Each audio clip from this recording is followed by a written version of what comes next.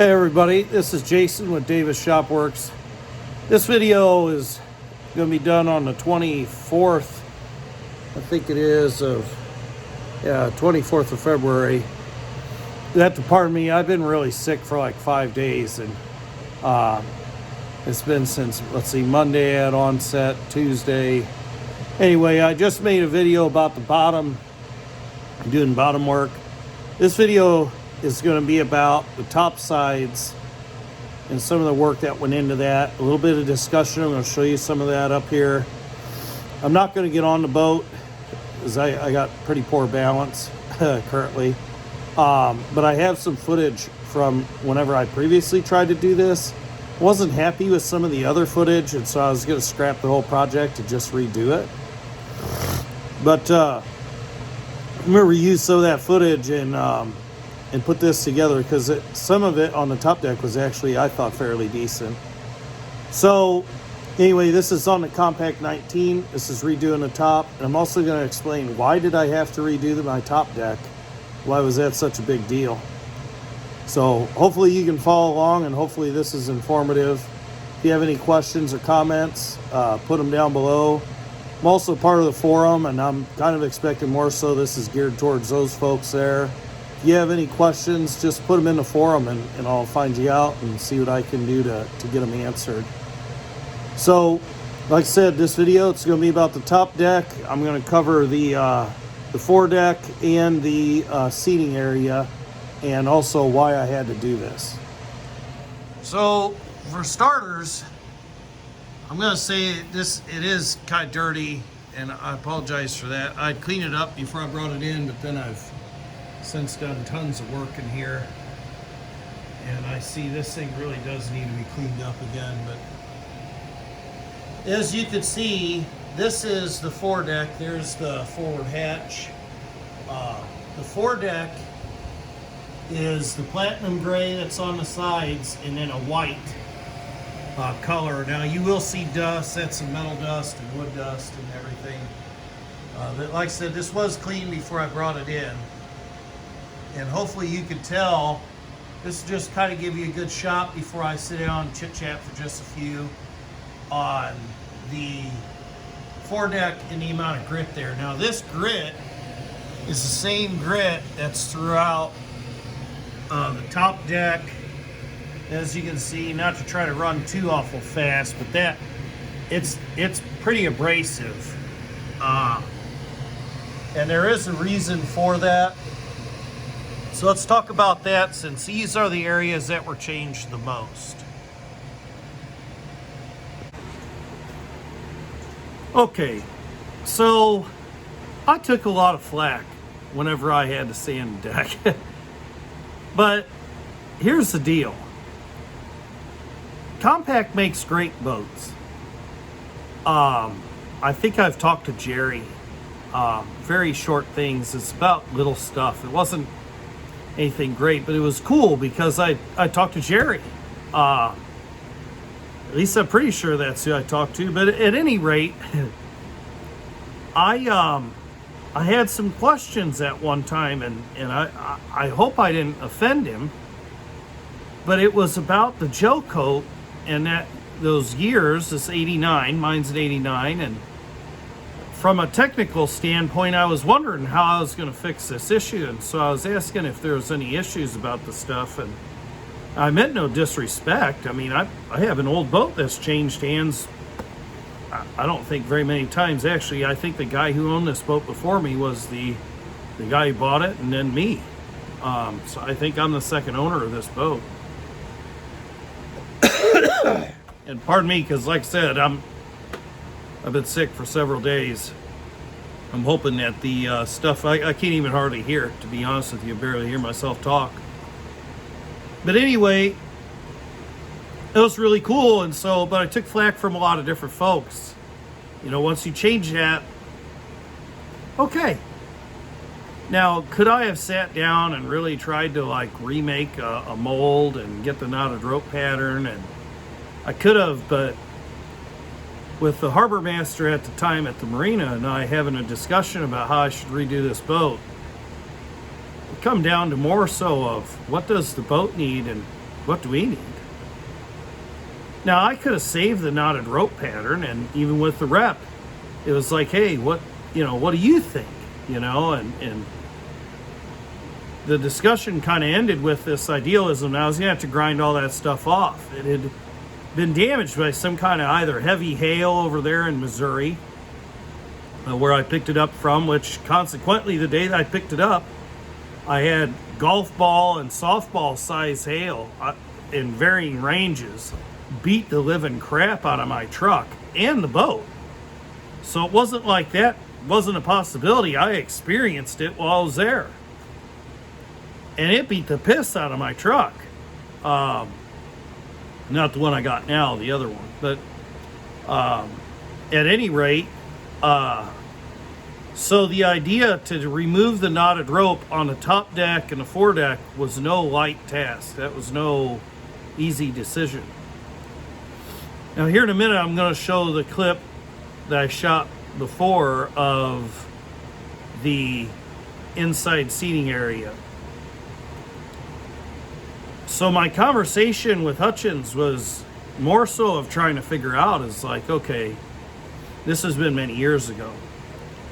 How did you make the seats? How did you make the foredeck? How did, it was kind of like just trying to learn some construction, and I didn't really get very far. I'm not saying that was right or wrong.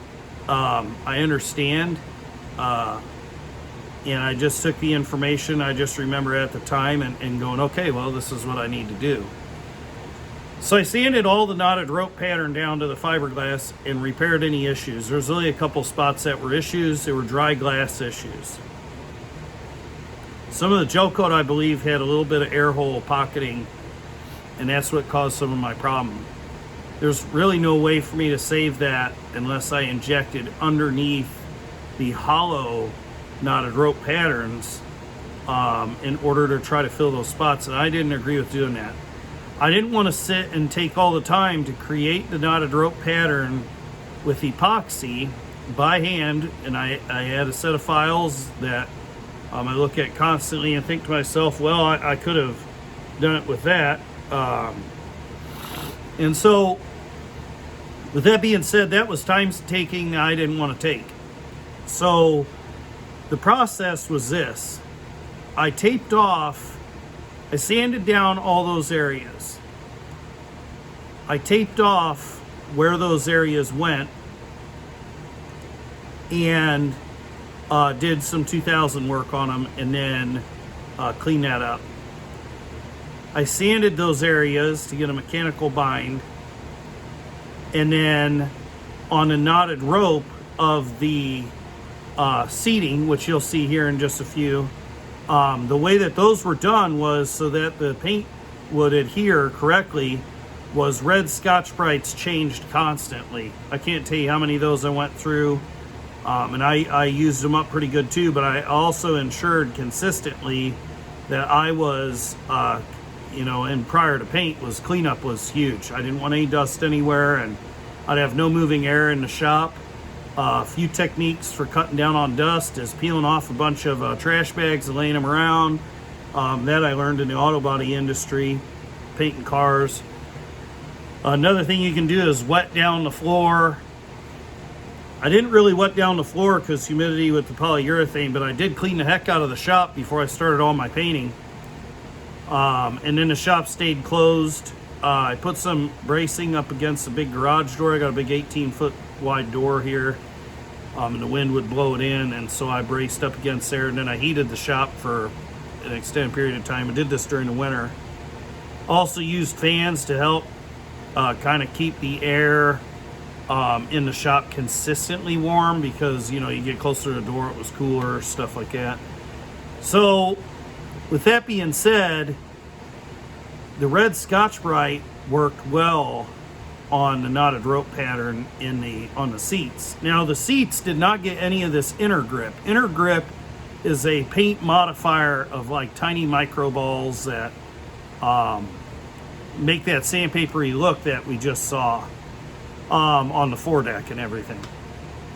The foredeck and the side decks and stuff is where all that like hail damage like stuff was, and dry glass issues. And so it was agreed that I would do everything ahead of the seats, would all be done using the inner grip. And I had picked a level of basically of when I felt it was right in order to stop. And so we wanted something close to like 60 grit sandpapery feel, because if I single-handed the boat, I didn't want to be slipping around at all. So for safety, that was kind of where we were at. Now, it doesn't quite feel like 60, but it is definitely abrasive. The seats all came out, the knotted rope pattern was put on there. I would paint the white color that you see on all the spots where the alternating color, so where the knotted rope would have been, the white paint would come up too, and then I sanded that white paint with the red Scotch-Brite, so I only did like a thin coat or two to get my paint up to those areas and make sure I had good coverage with the white. And then I went through and I painted all of the gray, and the reason is so that the gray would be on top of the white and I would have a watertight surface. All these things are things you need to think through whenever you're going to do a paint job. You want to make sure that your paint job is going to turn out the way that you want it to be, and you want it to be watertight, because you don't want to have to mess with it again. And my eyes. So anyway, the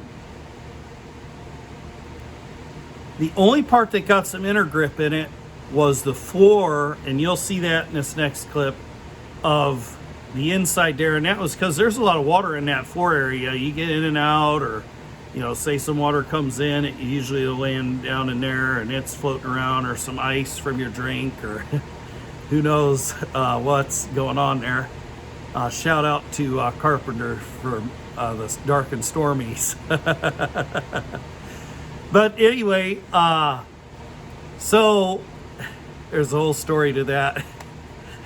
You know, this boat will take like 35 mile an hour gusts, like a pro, a CP19. It'll take 35 mile an hour gusts like a pro. I can't believe it. Hardly even reefed. It's amazing. And a dark and stormy makes it super easy on yourself while you're doing it. But anyway, you need that grip down in the floor for times like that. But it's a lighter amount. I just put some in there to get the modifier in there, and I coated that floor last. In and out of the boat barefoot doing this job, painting it and everything. But anyway, I'm gonna put that clip in here next so we can see that. So I'm gonna stay out of the deck here, but you can see I was able to save the knotted rope pattern in here for the most part. And the floor, got my deal tied up. I did, see if we can see it here, a small amount of inner grip in the mix that went on the floor. It is nothing like what's on that top deck. So it is perfection, and I apologize for all the dirt. Again, this is, she is dirty. But anyway, so the floor, like I said, a small amount of inner grip in there. Might even, I don't know if this thing will zoom in, but there's some zoom. But I don't think you can really see it all that good. Maybe you can in the video, but. So this pattern, the reason why I kept this pattern on here, and you can see even up at the front there, I did that the little spot too. I was able to keep all of that, you know, and that spot up in front of the door, all that stuff is there. Anyway, so this was all done at the same time. The whole top deck was done at one time. I did all the white, and maybe I did the gray first. I did the gray first, I think, and then I sanded up too, taped off and sanded up too, and then I think I did the white. And I probably ran the gray color underneath the white a little bit, so then that way I had a good water consistency. I didn't have like a line cause me any trouble. But so, like I said, there's no inner grip in the seats. So the reason why I was able to save this knotted rope pattern in the seats is because it was all white. There was no... Now I gotta backtrack. I'm kind of thinking that that might have been the tan kind of color here, but at either way, it doesn't really matter, because the top deck part, so all the seating and stuff had no damage to the knotted rope, including the floor. None of it had any of this damage. The hail damage was really on the top deck there, the foredeck and everything, and the top of the doghouse. That suffered the most. It was like a pitting, and you could see the fiberglass in it. And so I decided that I was gonna take those out of there, and that's why I ground that down. It just wasn't worth me trying to save that pattern. And I probably could have, using like a silicone mold. I could have made a silicone mold of a nice patch, but then getting it to match up right and doing the gel coat and all this stuff, it just was just too much for what I wanted to do. And I thought it would look nicer, and I wouldn't have a slick sides, you know, whenever you're running up the sides of the deck to go forward.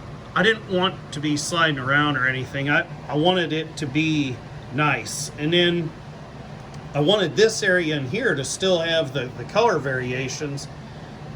And then I wanted this floor to be able to be walked around in, but I didn't want to lose the knotted rope, because I really did like it. I tried everything in my head to try to save the top deck knotted rope, but there's no way that was going to happen. Okay, so with that clip in there, I do need to make a correction, because as I watched it, I wanted to make sure that what I was saying was right, and I was wrong. I did the gray first. The gray patchwork first, and then I fell underneath the white with the layer, and then I sanded up to, like I let it cure off real good. I taped it, and then I sanded up to that, and then I put the white. And that makes way more sense. I don't know why, you know, and I could do another retake, but why?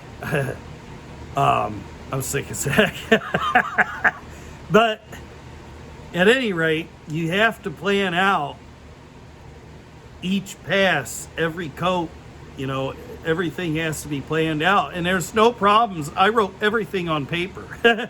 I had graph paper with just notation after notation, times and everything. And I even had to time it around my job. Sometimes I was out here running my cookies off to get a coat on it so that I could meet time, depending on what paints I was using, because each one is that way. So with all this being said, I'm going to close this video out. You can kind of see now what's going on. Rollers for this was just like the top deck. They were this foam style roller, which I think I got from Menards. Menards had just opened up or something. Yellow frame, yellow handled frame with a bent hook, and these things literally just stuck right on the pin. And they come in different sizes and stuff. They would leave little fuzzies, which I'd try to get out of there. The top deck did not get any sanding between any of the coats, I don't believe. And just something to take note here about this is you do not sand at the end and buff this thing. The paint finishes that you've seen are exactly as they were as of the last coat that I did. I've never buffed this boat. Buffing the boat will take off the UV inhibitors that have come to the top from the paint. Now, I've never done that. The rep told me that. I don't know that I ever found information on that, but the rep did tell me that. Tony was a good dude, and I thank him for that information, because this thing looks just like the day that I painted it. It washes easy, cleans off super easy. There's only like 4 blemishes in the whole boat, and I could pretty well tell you where all 4 of them are, but I keep that to myself because they're literally nothing. in the end of it. With that being said, I hope that this video was found to be informative. If we're looking for a video that kind of better gets drilled down, maybe some of the items, maybe I might have some of these items in one of these boxes that I keep. I could show you some of that stuff if somebody's interested in all that. Let me know. Tipping paint is kind of a big deal on this too. Sometimes you can get a little air in there, but those foam roller deals really did a great job of not picking up and leaving a bunch of air bubbles that stayed. And having it warm enough where it'll kind of, you know, flow out better was good too. It's a costly project, but like I said, now look what I have. And I don't even care to sell the boat, really. I care to keep it. It's really an accomplishment and all that. So I'm excited to hopefully get to use it again soon. I got a few projects I'm going to finish up, some other things I'm going to change up a little bit. You'll be along the ride for those. I'll make videos on them all. But at any rate, hopefully this helps. Any questions, comments, put them down below. If you're on the forum, see me there. Ask me questions there if you'd like. Like, subscribe. I won't be sick forever. Hopefully not. I hope I get over this like in the next couple hours. Would be really awesome. That's totally asking for something major. But at least I could get this one made up too. Gonna get it posted. I'll post links in the forum. And if you're just checking this out, regular person, you got questions, comment section below. I'm going to try to watch this the best I can and answer them. And like I said, I hope that this is good for you. And like, subscribe. Above all else, have a great day. Thank you.